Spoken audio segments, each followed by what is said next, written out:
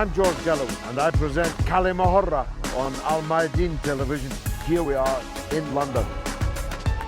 I speak my words freely, either in Parliament, on television, here on the streets of London.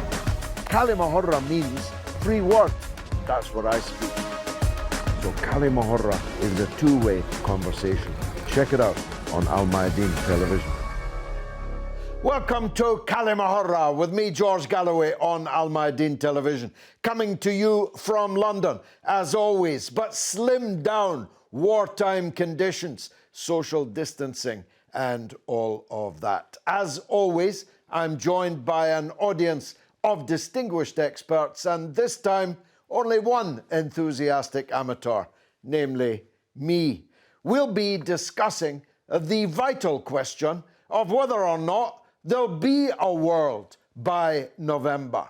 Will Donald Trump drag the world into war before his election in November 2020? The short answer for me would be no, not intentionally at least, but therein lies the problem.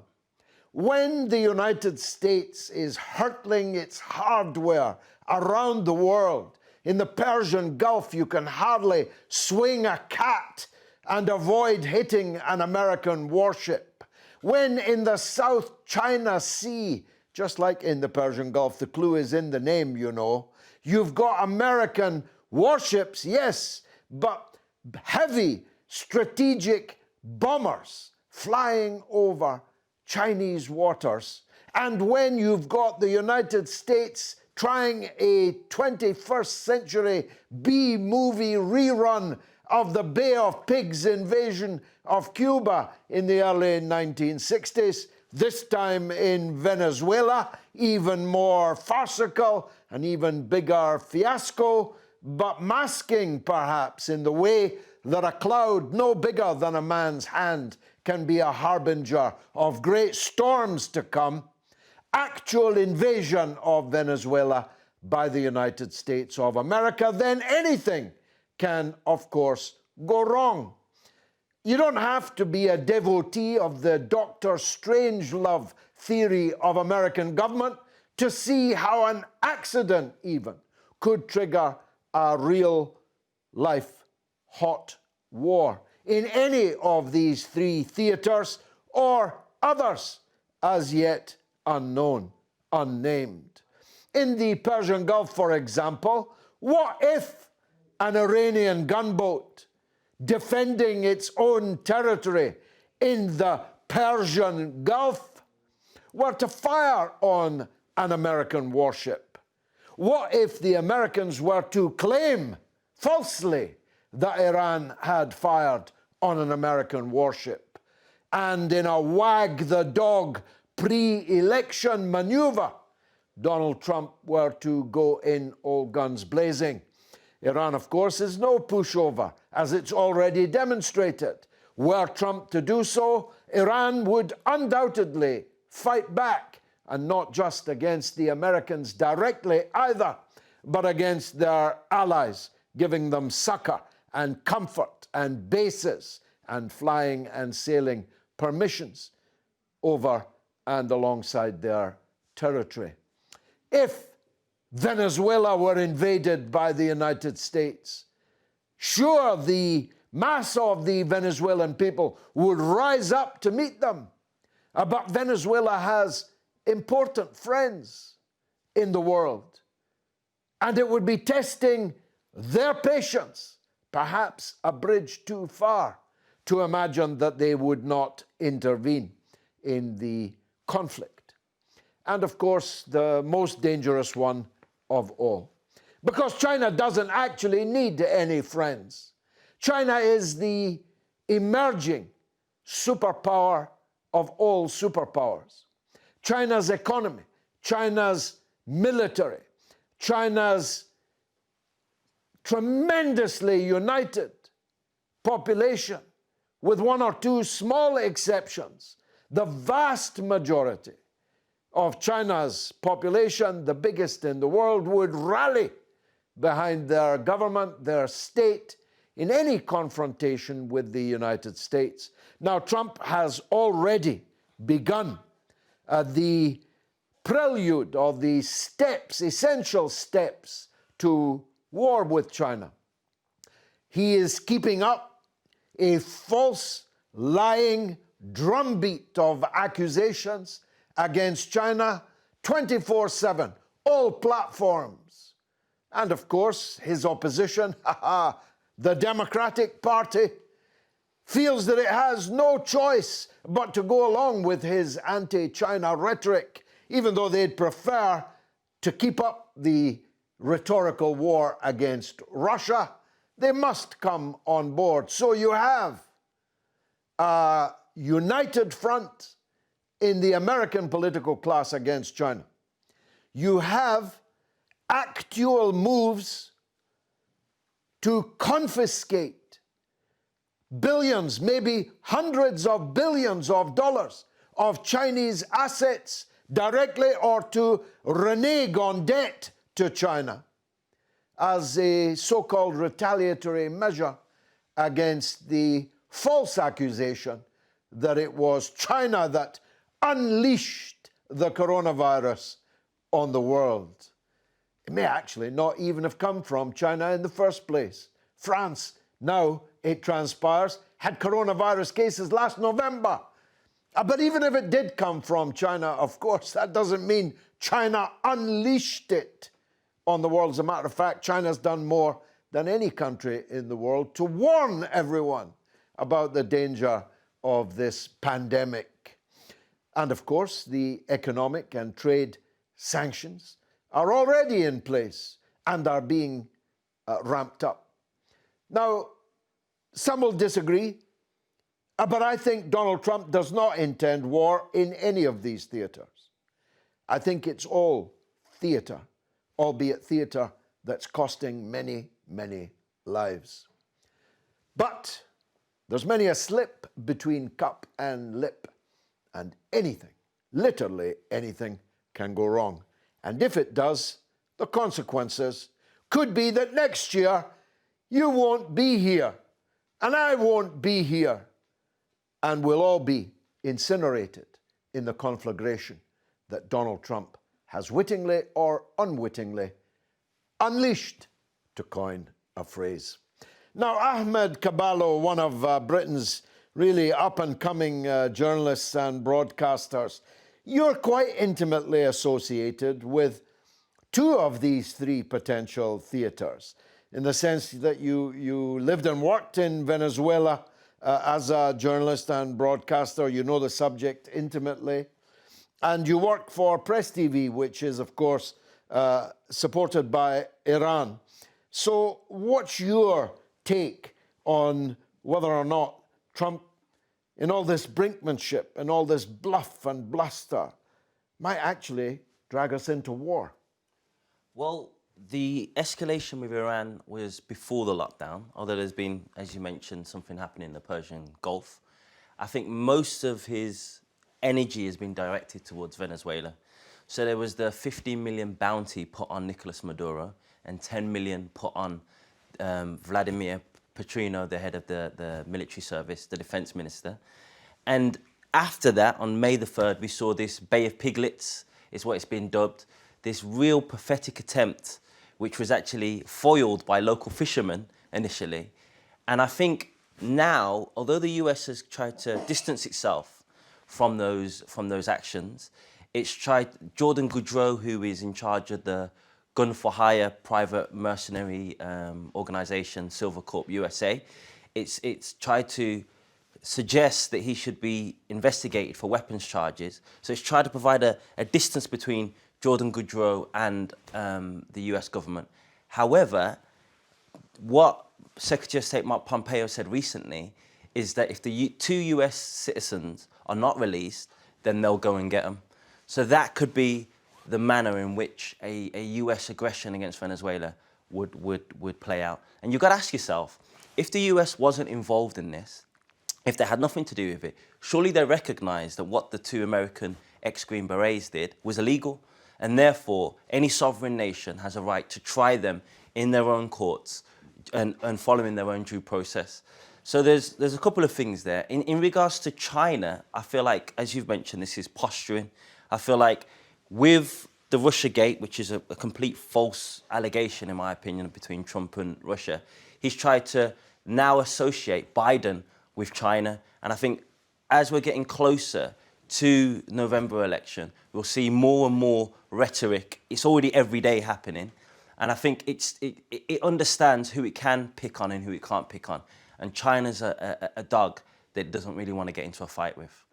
Sure, but when you've got all these warships, and now, as I say, strategic bombers in the South China Sea, that bluffing depends upon China not taking a firm stand. Now, the day will come, when it will come, I'm not in a position to say, but the day will come when China will say, so this far, no further. We're not putting up with this anymore. What if that day comes much sooner than the Americans expect?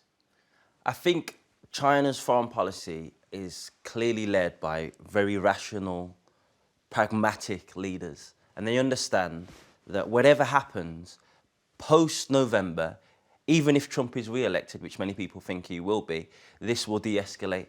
And I think if these type of actions were to happen in post-November, in Trump's second term, then China might be forced to react and think, okay, they've gone too far. But I think they have understood this as part of the election game. This isn't the first time this happened. With Romney versus Obama, we saw vicious anti-China rhetoric around that time. It happens in American elections. It's part and parcel of the American political system where they red bait, they demonize Russia, they demonize China. I think in regards to Venezuela, going back to that case study, I think they've kind of blown it with this opportunity. I think it's clear from an investigation carried out by Canary that the United Kingdom was also involved in this recent attempt. There was a reconstruction unit which wanted to profit, which wanted to promote British businesses post-coup, which we can only imagine has something to do with the large oil reserves, the large diamond reserves, the large gold reserves. And I think whatever they did, they've blown it, and there won't be another opportunity to go back in there. It's so close to an election. Well, because of course it could turn out to be another fiasco. What if the US invade Venezuela to try and free these two prisoners, and that goes belly up, just like the Bay of Piglets went belly up? That would actually be further humiliation for Donald Trump. We'll come back to that. Daniel Cosby from the British Communists. You know China very well. Does Ahmad characterize their foreign policy correctly? In other words, that they'll soak it up, they'll allow any amount of rhetoric, even any amount of sanctions, without making a stand? Or are we reaching maybe more quickly the point where China will stand up and say, we've had enough of this? I think in terms of rhetoric, China isn't too fussed. It's water off a duck's back to them. They take actions much more seriously than words. They know there's a lot of bluff and bluster coming from the US side of things, and so there's not much reason in paying too much attention to that. What they do pay attention to is their allies and what's going on economically, particularly. Now, the US has obviously been heavily sanctioning Venezuela and many other countries that China is willing to work with, to trade with, to partner and build with, in particularly the Belt and Road Initiative. So after the past 10 years, China has been opening up and developing good relations with a number of countries, some of which the US is sanctioning or seeks to demonize or potentially invade. And I think that's where they're starting to realise that a line has to be drawn when invasion is threatened on these countries which have, committed no international crimes, done nothing wrong, which the US has no reason or jurisdiction to go and invade and try and police. They're much more concerned now on the global stage of protecting their allies and protecting their friends and stopping the US from going on this kind of rampage. Well, let's take a recent example. The US has promised, not threatened, promised to intervene on bilateral trade between Iran and Venezuela. That presumably means boarding ships, acts of international piracy. Well, it's one thing if they do that against Iran. What if they do it against China? I don't think they'd be so brazen to do it against China. They have shown that they're willing to mess with Iran, and it's like dipping their toe in the water, really. The same with these mercenaries going into Venezuela. There's all these small acts to dip their toe in the water and test the reaction. I think if they'd gotten away with these mercenaries, which is a complete moonshot, kidnapping Maduro, I don't think that would have had the result they wanted. I think there would have been, a large base of popular support still against the US and any kind of regime change. But all these little actions are testing the water to see what they can get away with. And I think the US is very well aware that they can't get away with that with China. There's been quite a few studies come out recently, commissioned by the US military or certain defense contractors, analysing how well they would fare in different types of warfare or combat with China, and they all fare very badly for the US. Fascinating. Let's hear from an expert on American affairs. He's written a whole series of books on it. He's my favourite pundit on American studies. He's Professor Inderjeet Parmar, and I hope he joins us now. Professor. Okay, thank you. My name is Professor Inderjeet Parmar. I'm a visiting professor of international politics at City University of London, and I'm also a visiting professor at the London School of Economics. In regard to the question, which is to do with whether or not President Trump would accept any election result in which he was defeated, we remember back to November 2016, even though he won the election through the Electoral College, he claimed that the election itself was rigged because he lost the popular vote. And ever since then, he's maintained a sort of idea that there's a lot of ballot rigging going on in the United States. If Trump is defeated, will he accept the result, or will we see more armed men on the streets? I think he's made a few allusions over the last year or so to having lost a couple of years of his administration to the Robert Mueller inquiry into his Russian collusion and so on.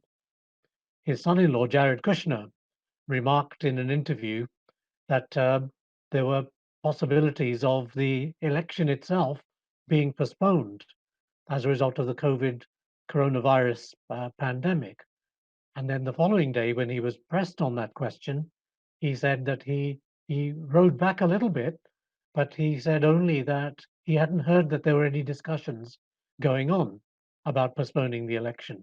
So there is an issue here that either the result or the election itself could be postponed, or an attempt could be made to postpone it.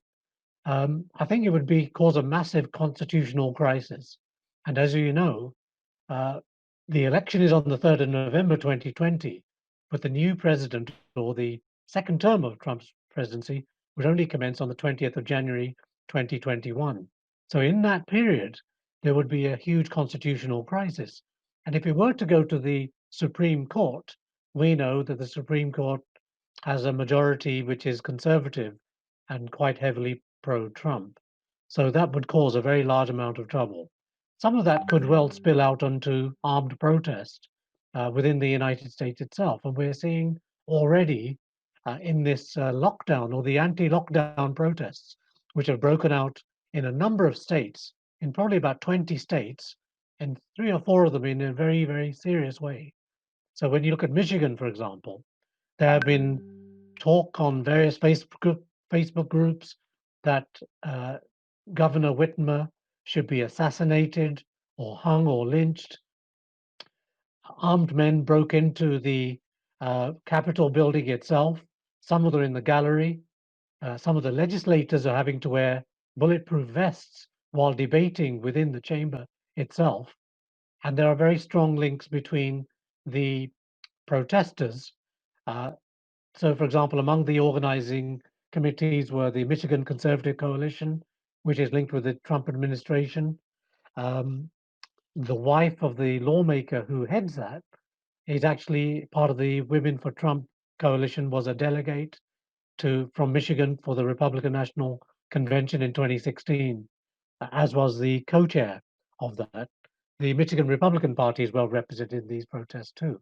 So what we've got is a very strong linkage between the Trump administration and these various armed and other right-wing groups as well.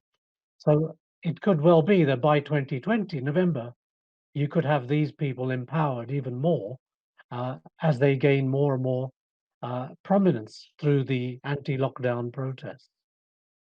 Daniel, this is quite surreal, isn't it? That if you told me just 5 years ago that we'd be sitting discussing whether an American president would actually leave office if defeated, if you'd told me that there might be a question of complete abrogation of the elections in the first place, if you told me that armed men with the president's approval would be storming state capitals with automatic weapons, I'd have thought you were slightly premature.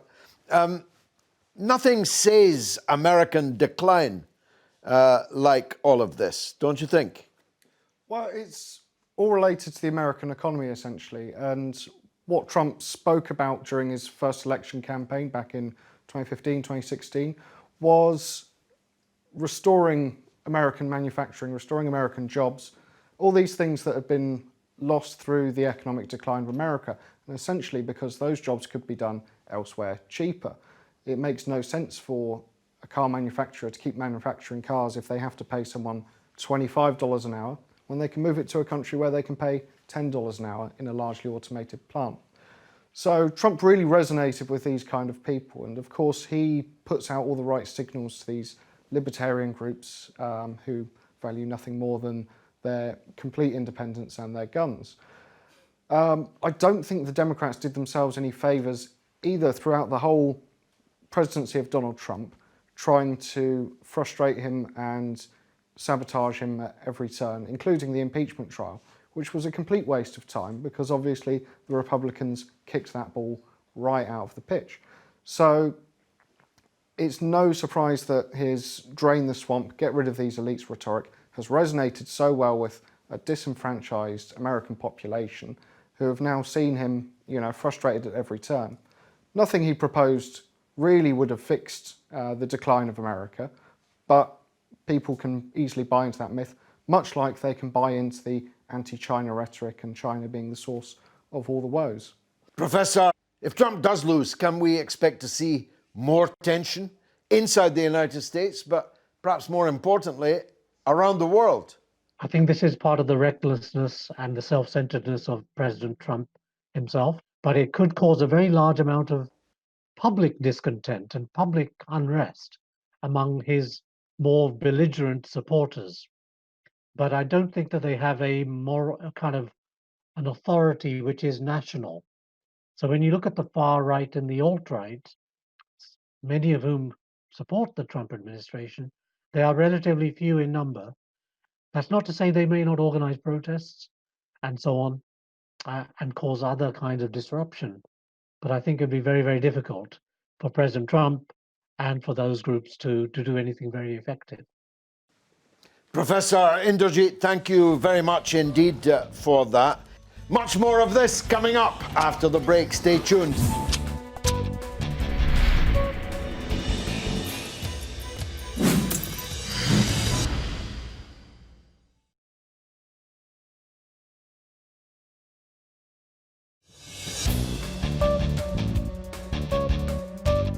You're watching Kalima Horra with me, George Galloway, on AlHadid television, coming from London, but asking if the whole world will be dragged into war by Donald Trump before the November election. Sahel Ali, you are an Africa specialist, also an international affairs specialist.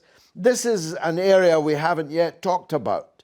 Africa is actually the scene of one of the most intensive competitions, maybe potentially conflicts between the United States and China. Tell us, give us a picture of that. Thank you, George. Really, the significance of the continent in the world arena has been increasing day after day. And this is due to the dynamic African young population, also the many African countries, when you look at the United Nations General Assembly, having voting power when it comes to decision making. You have got 194 countries, 54 of them are from Africa. You also have the well-known issue, which is the Africa largely having untapped natural resources.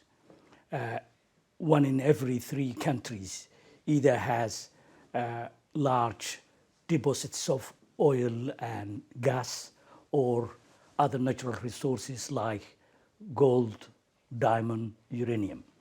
So Africa has always been in the eyes of the foreigners a ready-made meal somewhere, waiting someone to pick it up. I look from that angle. As you mentioned, clearly the theater of confrontations would be in Africa, as I believe. I give you an example. First of all, the tiny, small but vibrant country of Djibouti. United States and other countries have established military bases there. These military bases provide this poor African country a source of income, and which Djibouti uses to improve its port facilities to have a bigger capacity for the developing African nations. The problem here is that during the Cold Wars, America's influence in Africa was tremendously high. But after the end of the Cold War, America abandoned Africa. The Chinese stepped in. I think when you look at the Chinese coming, many Africans favored the Chinese as their preferred business partner, simply because Chinese are not interested. They don't require democracy, good governance, these conditions which the Western countries put forward before dealing any country about anything. The Chinese are not interested in human rights records. They will straight go into business with countries that they come across to. The problem here is that it has become a room for Americans and others to criticize China. But in reality, the African countries were benefiting the deal.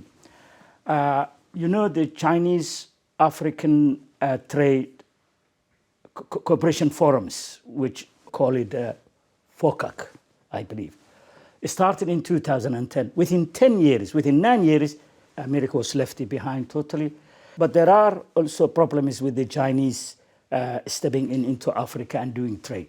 If you look at an example, Djibouti, 50% of the country's total debt, the ratio of the country's total debt to the gross domestic product was 50%. It was in 2016.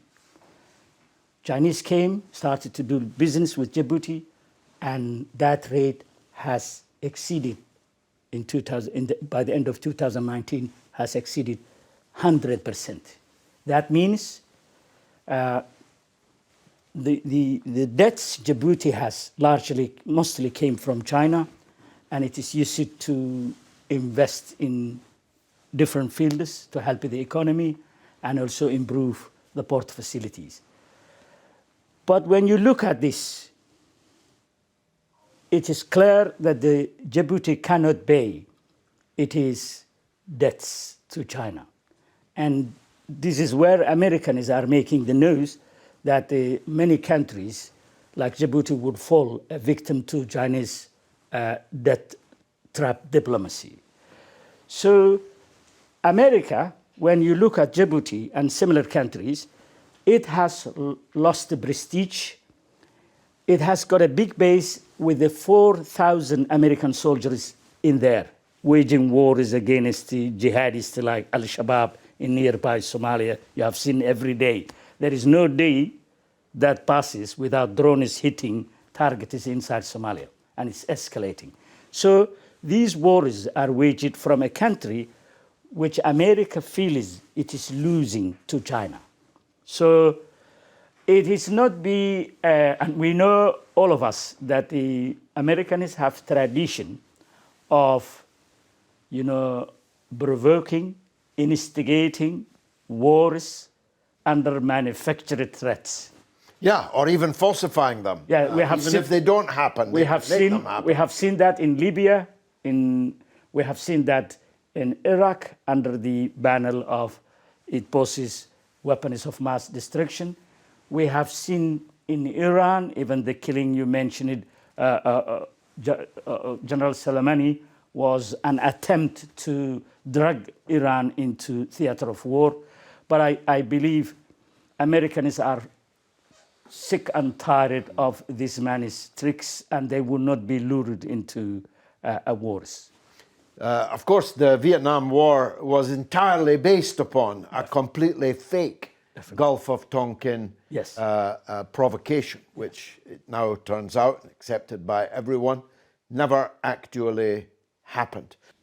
Fascinating. Let's cross the Atlantic and hear what Celeb Maupin, the celebrated American journalist and broadcaster, has to say on this. Bluntly, Caleb, will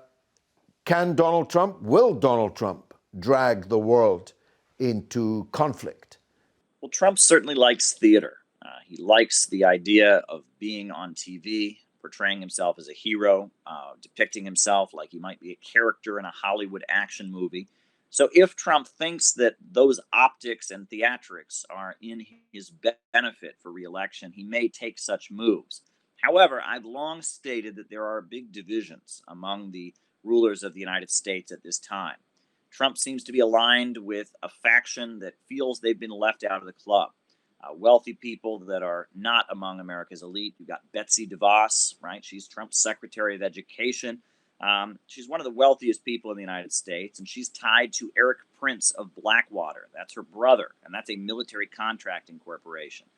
Trump is very close to Bernie Marcus, who's the owner of Home Depot, which is a hardware store chain in the United States. It's very tied in with military manufacturers. People around the world were astonished to see heavily armed men with automatic weapons and with the president's encouragement storming citadels, storming the seats of government in various American states. Is this Trump showing before November that he's prepared to fight if it all goes wrong? When it comes to selling military hardware around the world, when it comes to military interventions and the use of military contractors, you can see Trump tied to people that benefit from that. However, Trump also, he has a lot of supporters who are non-interventionists. He ran on a platform of not intervening around the world, and he's been critical of the kind of soft power strategy and the globalist approach of previous administrations. He seems to be less interested in head-on long-term confrontations. He was critical of the way Libya and Syria were handled. So it's complicated. Trump's supporters seem to be more isolationist and less interested in confrontations around the world, though Trump has cozied up to groupings that are very hostile to Iran, groupings that are very hostile to Venezuela. But when it comes to long-term geopolitical confrontations, what they call frozen conflicts with countries aligned with Russia and China, Trump seems less interested. He's less interested in NATO and strengthening the NATO alliance in Europe. So it's complex. We shall see how this plays out. Would Trump accept a defeat in November were it to happen? Well, the thing is, wars are very unpopular among the U.S. public right now. The U.S. public overwhelmingly, according to poll after poll after poll, is not interested in new military interventions and a new war.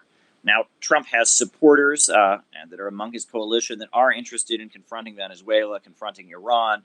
But in terms of the general U.S. public, beyond special constituencies and lobbyists, there is not an interest in a war. And if Trump were afraid of possibly not being elected and losing his chances of re-election, I would think that he would probably want to de-escalate. He would probably want to give the impression that he's not getting the United States into more military entanglements and more long-term conflicts. If anything, Trump would try to emphasize his his role as a non-interventionist or an isolationist. His slogan, "America First," was the slogan he used in previous elections. It was actually lifted from the America First Committee, which was a group that tried to prevent the USA from getting involved in the Second World War.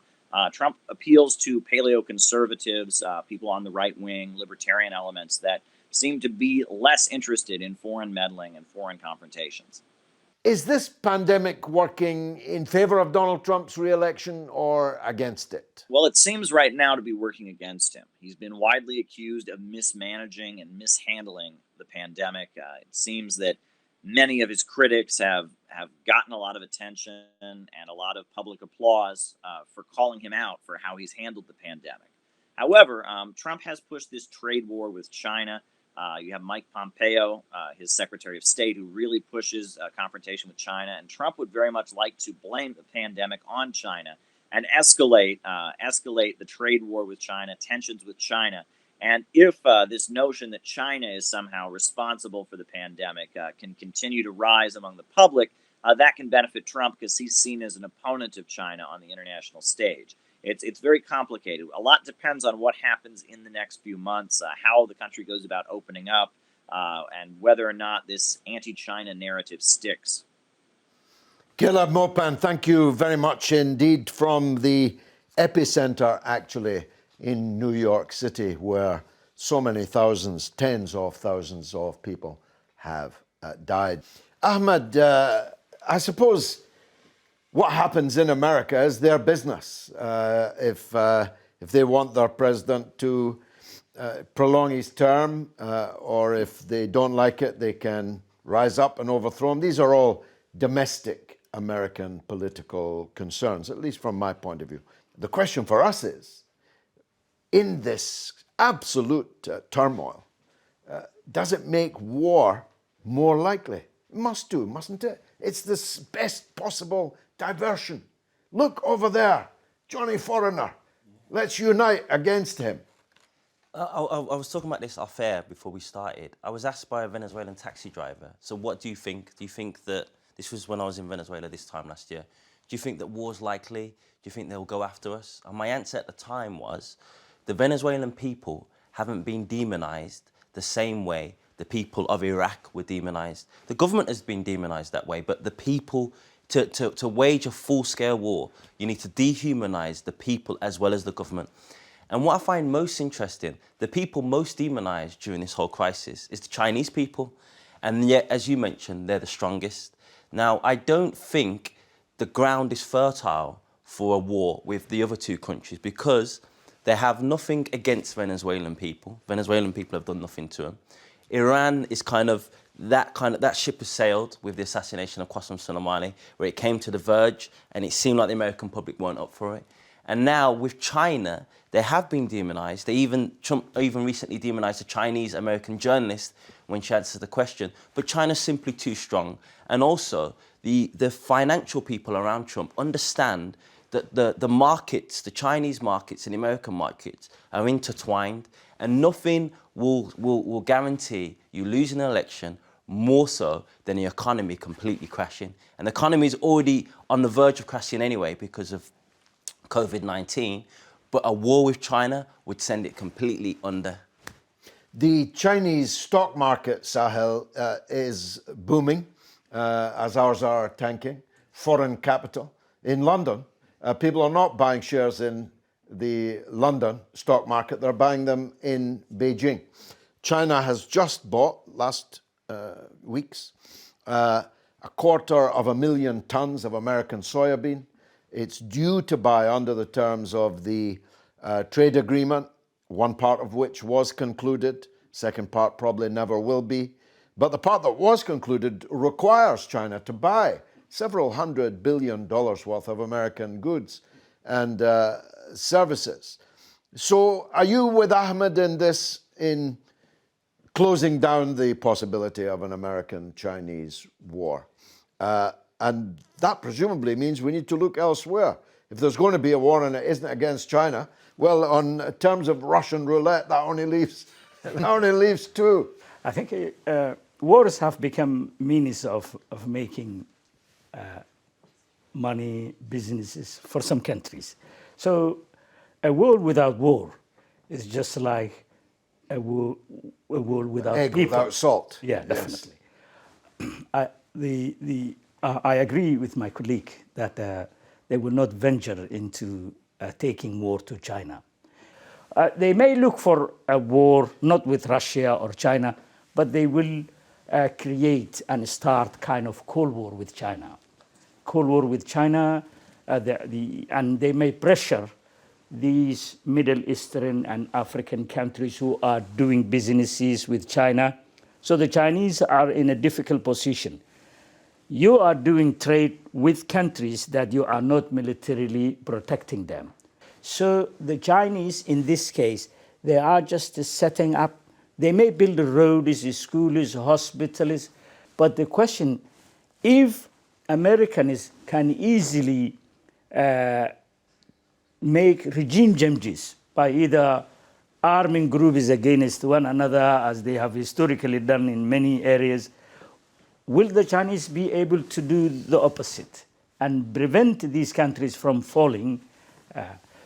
This is a big question. So what the Chinese need, they need to have a military presence in the continent. You cannot simply succeed with your own businesses and trade you're doing with Africa while you do not have a military foot there.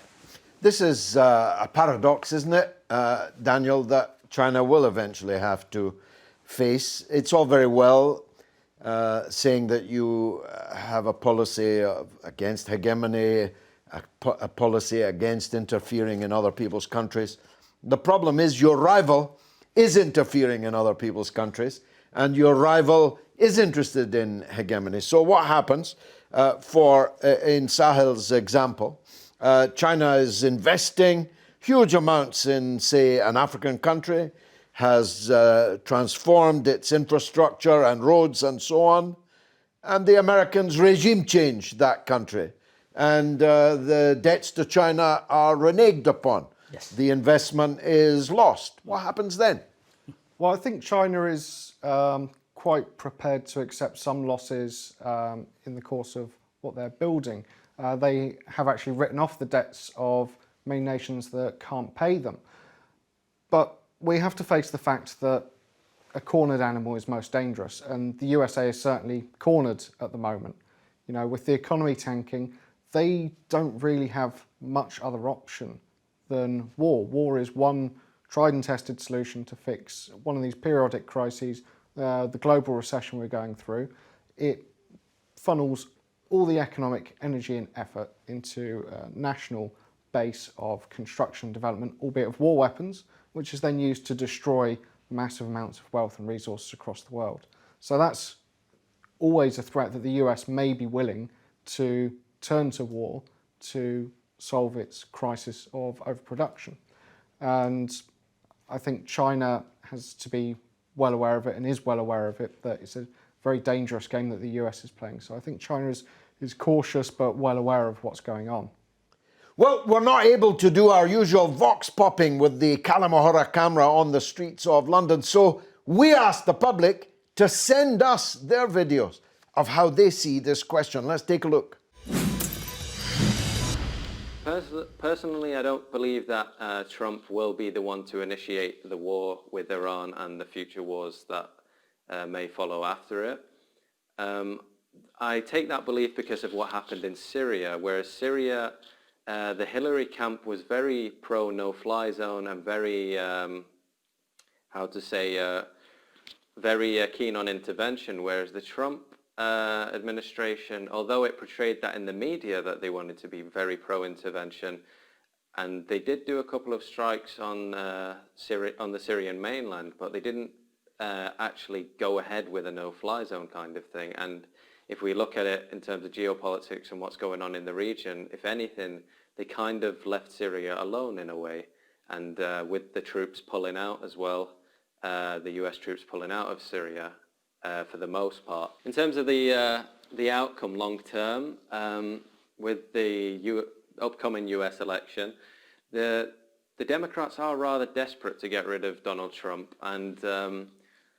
They try in every game in the book to do it ever since he got elected. Invoking a new war in order to postpone the elections seems like a rather drastic measure. Donald J. Trump, for all his fiery rhetoric, is nevertheless far from a warmonger if we are to compare his track record to that of his predecessors. Most important of all, economy-wise, he has done fairly well.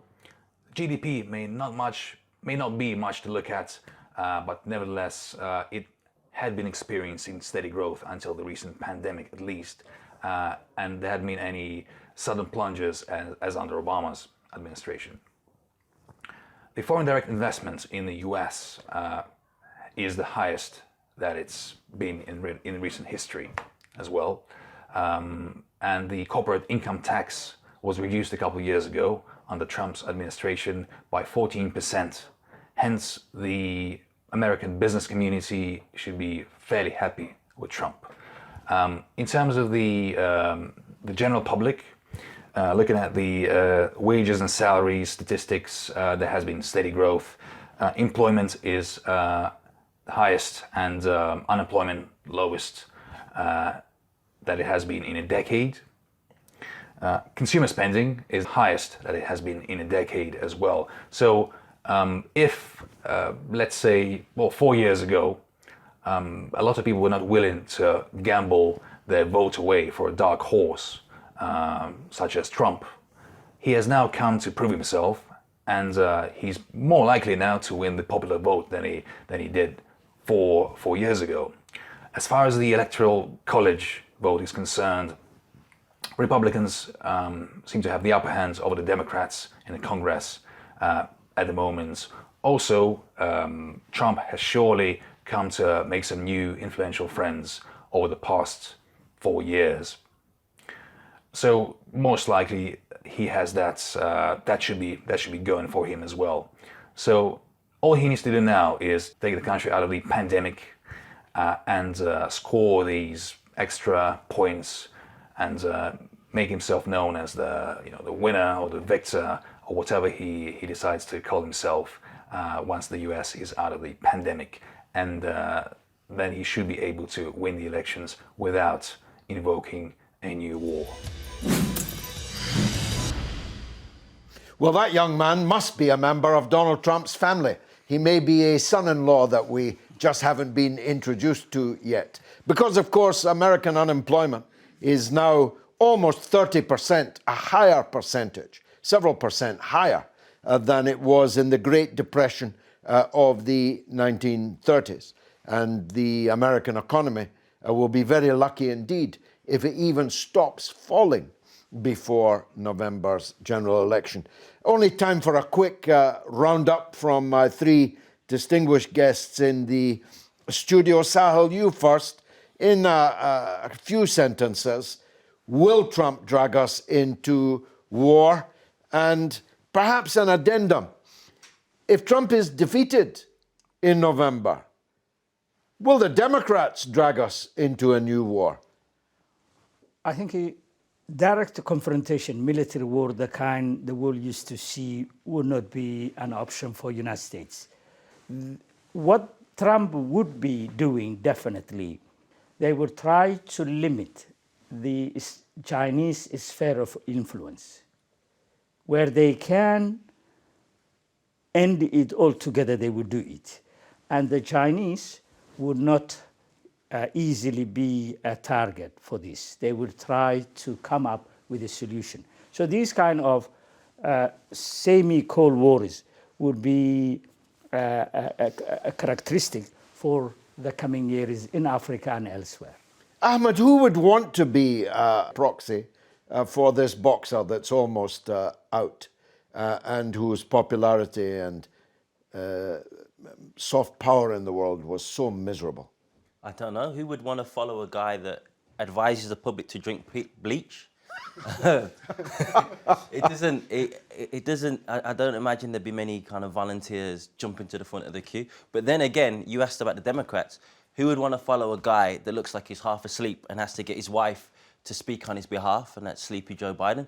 Either end, it doesn't look too good for American soft power at the moment or American soft power in the future? Exactly. Daniel, last word to you. Nothing says American decline like Joe Biden versus Donald Trump, surely. I mean, it points to the fact that in some senses these people are irrelevant. Donald Trump's certainly shaken things up. He's caused a lot of fuss. But at the end of the day, it's not going to be him deciding whether America goes to war or not. It's going to be the actual factors of the American economy in decline, the global economy in recession. And people do try and convince themselves of all kinds of reasons why we couldn't have a big war. But just before World War I and World War II, everyone was still trading with Germany and Italy and the Axis. Trade was still going on. Life looked relatively normal. Neville Chamberlain famously, came back the year before saying peace in our lifetimes. These things can break out, and they break out because of the economic factors. So I think that's something we have to be very aware of. And the criticism of China for trading on the basis globally of a free market is very rich, coming from countries like America, who have insisted they do it with arms. Any country that tries to build itself according to socialist principles is sanctioned and or invaded by the United States. So, In the name of the free market. of course, it has to be free. It must be. Freedom or your life back. And China's beating them at their own game, and they're, very unhappy about that.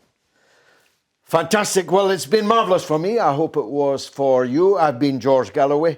My distinguished guests and those that we connected with online have brought you another Kalima Horra. I hope you enjoyed it.